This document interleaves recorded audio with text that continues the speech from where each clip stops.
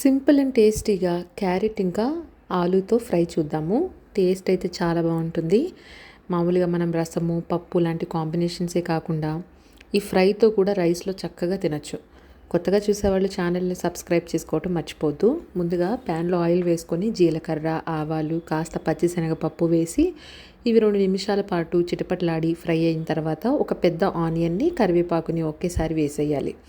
వేసేసిన తర్వాత కాస్త ఉల్లిపాయల్లోని సాల్ట్ ఇంకా పసుపు వేసి ఇవి కాస్త ఫ్రై అవ్వాలి. ఒక 70% ఫ్రై అయితే సరిపోతుంది.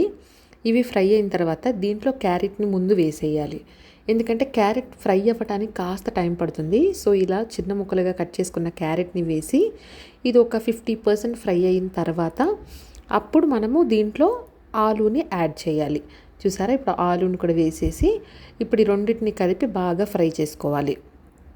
ఈ ఫ్రై అయ్యేటప్పుడు మూత అయితే పెట్టకూడదు. మూత పెడితే మనకి ఈ ఆలూలో నుంచి వాటర్ రిలీజ్ అవుతుంది. ఈ విధంగా ఫ్రై అయిన తర్వాత సరిపడా కారము, ఉప్పు వేసుకొని ఇంకొక 2 నిమిషాల పాటు ఫ్రై చేసుకొని స్టవ్ ఆఫ్ చేసుకుంటే టేస్టీ ఫ్రై రెడీ అయిపోతుంది.